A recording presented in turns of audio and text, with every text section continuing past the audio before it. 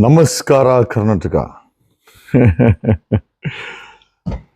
ಅದೇನೋ ಗೊತ್ತಿಲ್ಲ, ನಾನು ಯಾವ್ದಾರ ಒಂದು ಸಬ್ಜೆಕ್ಟನ್ನ ಟಚ್ ಮಾಡಿದ್ರೆ ಮೇಲಿರೋನು ನನಗೆ ಬ್ಲೆಸ್ ಮಾಡ್ತಾನೆ. ನನಗೆ ಅದನ್ನ ದೇವರು ಅಂತ ಹೇಳಲ್ಲ, ಅದೊಂದು ದಿವ್ಯ ಶಕ್ತಿ ಮೇಲೆ ಒಂದಿದೆ. ಅದರ ಆಶೀರ್ವಾದ ತುಂಬ ಚೆನ್ನಾಗಿದೆ ನನ್ನ ಮೇಲೆ. ಕಾರಣ ಯಾಕೆ ಹೇಳ್ತೀನಿ ಅಂತಂದ್ರೆ, ಈ ಪಬ್ಲಿಕ್ ಟಿವಿ ರಂಗಣ್ಣನ ಬಗ್ಗೆ ನಾನು ಸಬ್ಜೆಕ್ಟ್ ಎತ್ಕೊಂಡಾಗ ಜನ ಅಂತಂದ್ರು, ಏನಮ್ಮ ಅಷ್ಟು ದೊಡ್ಡ ವ್ಯಕ್ತಿ ಬಗ್ಗೆ ಜಗದೀಶ್ ಮಾತಾಡ್ತಾ ಇದ್ರಲ್ಲ, ಏನ್ ದಾಖಲೆಗಳಿದೆ ಅಂತ. Brothers, believe it or not, 2 ತಿಂಗಳ ಹಿಂದೆ ನಮ್ಮ ಮನೆಗೆ ಒಂದು ಪಾರ್ಸೆಲ್ ಬರುತ್ತೆ. ಬರೀ ಯಾರ್ದು ಅಲ್ಲ, ಅದು ಪಬ್ಲಿಕ್ ಟಿವಿ ರಂಗಣ್ಣ ಸಂಬಂಧಪಟ್ಟಿದ್ದು. ಆ ಪಾರ್ಸೆಲ್ ತೆಗೆದು ಹೋದಾಗ ನನಗೆ ಶಾಕ್ ಆಗುತ್ತೆ. ಕಾರಣ ಯಾಕೆ ಅಂತಂದ್ರೆ, ಬಡ ಬ್ರಾಹ್ಮಣ ಅಥವಾ ಒಬ್ಬ ಬಡ ಪತ್ರಕರ್ತ ಅನ್ಕೊಂಡಿದ್ದ ನನಗೆ ಆ ಪಾರ್ಸಲಲ್ಲಿ ಅಡ್ರೆಸ್ ಇರೋದಿಲ್ಲ. ಹೂ ಹಸ್ ಸೆಂಟ್, ಐ ಡೋಂಟ್ ನೋ. ಅದೇ ದಾಖಲೆಗಳನ್ನು ನಾನು ಓದಿ ಇನ್ವೆಸ್ಟಿಗೇಷನ್ ಮಾಡಿ, ನಮ್ಮ ಟೀಮ್ ಇನ್ವೆಸ್ಟಿಗೇಷನ್ ಮಾಡಿ, we send it to the department. So ಪ್ರಶ್ನೆ ಏನಪ್ಪ ಅಂತಂದ್ರೆ, ಇಷ್ಟು ಕಾನ್ಫಿಡೆಂಟ್ ಆಗಿ ಏನಕ್ಕೆ ಹೇಳ್ತಾ ಇದ್ದೀವಿ ಅಂತಂದ್ರೆ, ನಾವು ಗಾಳಿನಲ್ಲಿ ಗುಂಡಾಡಿಸ್ತಾ ಇಲ್ಲ.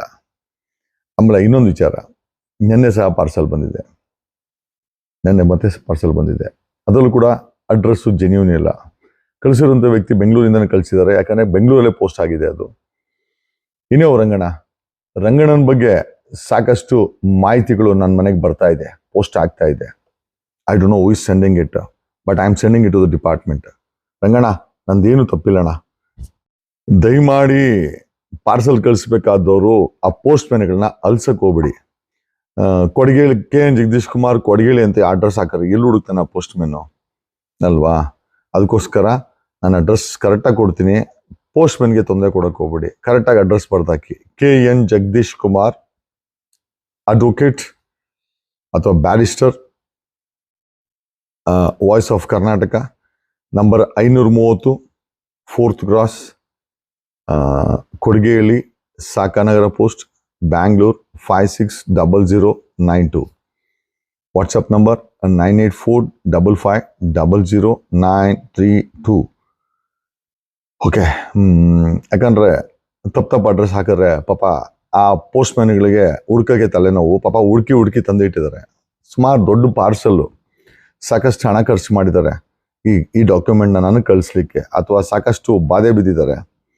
ಸಮಸ್ಯೆ ಏನಪ್ಪ ಅಂತಂದ್ರೆ, ಓಕೆ, ನಾವು ಗಾಜಿನ ಮನೆ ಇದ್ಕೊಂಡು ಬೇರೆಯವ್ರ ಮನೆಗೆ ಕಲ್ಲು ಹಾಕ್ಬಾರ್ದು. ರಂಗಣ್ಣ ಅನುಭವಿಸ್ತರು. ಆಮೇಲೆ ನನ್ಗೆ ನಿಜವಾಗ್ಲೂ ಅವ್ರ ಮೇಲೆ ಕೋಪ ಇಲ್ಲ, ಯಾಕಂದ್ರೆ ಬಡವ್ರ ಮಕ್ಕಳು ಬೆಳಿಬೇಕು ಅನ್ನೋದು. ನಾನೇ ಬಡವ್ರ ಮಕ್ಕಳು ಬೆಳೀನಿ ಅಂತೀನಿ. ಬೆಳೆದ ಮೇಲೆ ಅವ್ರಿಗೆ ಪ್ರಶ್ನೆ ಮಾಡೋದು ತಪ್ಪು ಅಂತ ಅನ್ಸುತ್ತೆ. ಬಟ್ ರಂಗಣ್ಣ ನನ್ಗೆ ಗೊತ್ತಿಲ್ಲ, ಈಸ್ ಒಂದು ಫಾದರ್ಲಿ ಫಿಗರ್. ಬಟ್ ಈ ವಯಸ್ಸಲ್ಲಿ ಅವ್ರನ್ನ ನಾನು ಜೈಲಲ್ಲಿ ನೋಡೋಕೆ ಇಷ್ಟಪಡಲ್ಲ. ಏನೇ ಇರ್ಬೋದು, ಒಬ್ಬ ಝೀರೋಯಿಂದ ಹೀರೋ ಆಗಿ ಬೆಳೆದಿದ್ದಾರೆ. But at the same time ಲೆಕ್ಕಾಚಾರ ಅಪ್ಪ ಅಮ್ಮ ಇದ್ದಂಗೆ. ಸಮಾಜಕ್ಕೆ, ವ್ಯವಸ್ಥೆಗೆ, ಸರ್ಕಾರಕ್ಕೆ, ಡಿಪಾರ್ಟ್ಮೆಂಟ್ಗೆ ಲೆಕ್ಕಾಚಾರ